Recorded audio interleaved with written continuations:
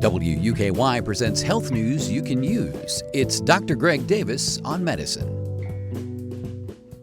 Period poverty often goes unseen, but its impact on women and teens is significant in the Commonwealth and beyond. Governor Andy Beshear signed a proclamation last month declaring May 11 through 17 as Period Poverty Awareness Week in the Commonwealth. My guest today is going to talk about just that. Skylar Davis is the founder of the nonprofit Period Y'all.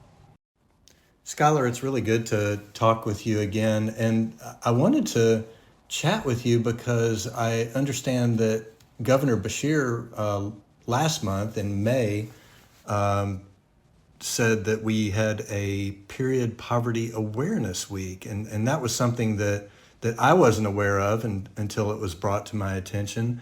And so I thought maybe we should visit with one another once again to see if there's been any progress or backtracking since the last time you and I talked about period stigma and the availability of period products in the Commonwealth and beyond. Yeah, so the Alliance for Period Supplies really focused on the Period Poverty Awareness Week. And so it's just a time to educate folks that period poverty exists. For Period Y'all, we use that week to try to combat period poverty. So this year we gave out 19,146 period products in 1 week. And that was through in Louisville and in Garrett County. And we also opened a pantry. So we've been busy. Well, I guess and part of this, I guess, is coming from my perspective as a physician, but I'm just gobsmacked and befuddled that we still have period stigma in schools, in workplaces, in public. I'm assuming that in addition to providing period products, that you and your colleagues are involved in education around the state? We are starting to do more dabbling in the education realm.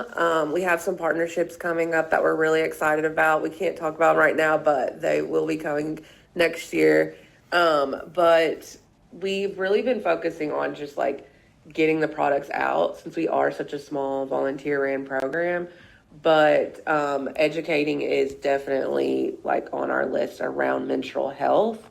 We do educate the state and everyone we can about like the experiences of Kentuckians and people who have periods in general, because every news story we see come out, people don't even know that period poverty exists. So we do work to educate people on the experiences that their neighbors or family may be having. So we do our best with the limited time we have, but we're really excited to start a new partnership this year.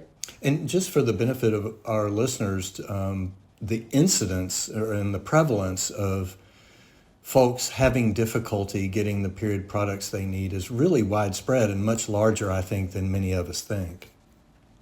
Oh, yeah. 2 in 5 Kentuckians have struggled to purchase period products, according to U by Kotex. 1 in 3 students report missing class due to the lack of products.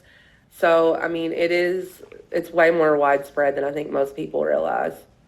Yeah, I think a lot of folks think of this as an issue in undeveloped nations, what we used to call the third world, but just right here in developed industrial nations, we still struggle with this in the 21st century. And I know our listeners can't see it, but I'm shaking my head as we're talking.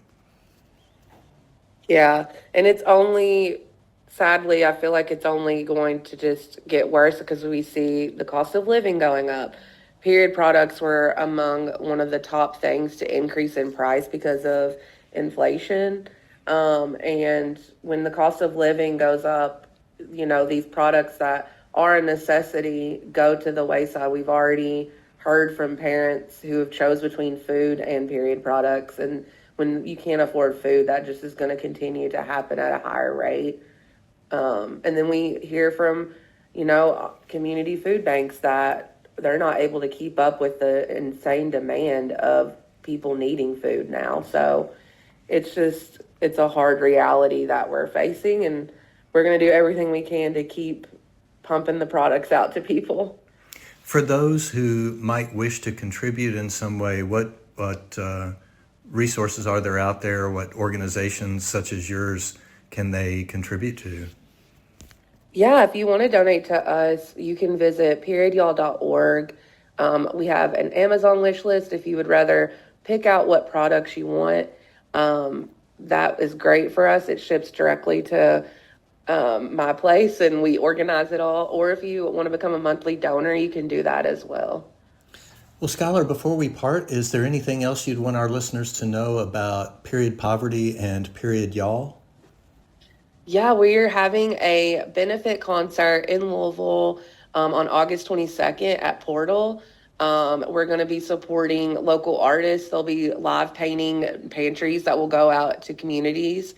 We'll have local music from Louisville and from Appalachia, and a mural. So it's going to be a fun, very artistic event that's going to support Period, y'all.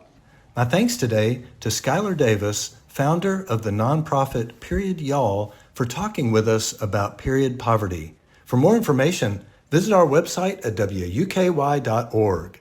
With health news you can use, I'm Dr. Greg Davis on medicine. Dr. Greg Davis is a forensic pathologist and professor emeritus at the University of Kentucky who volunteers his time covering important medical news for our community.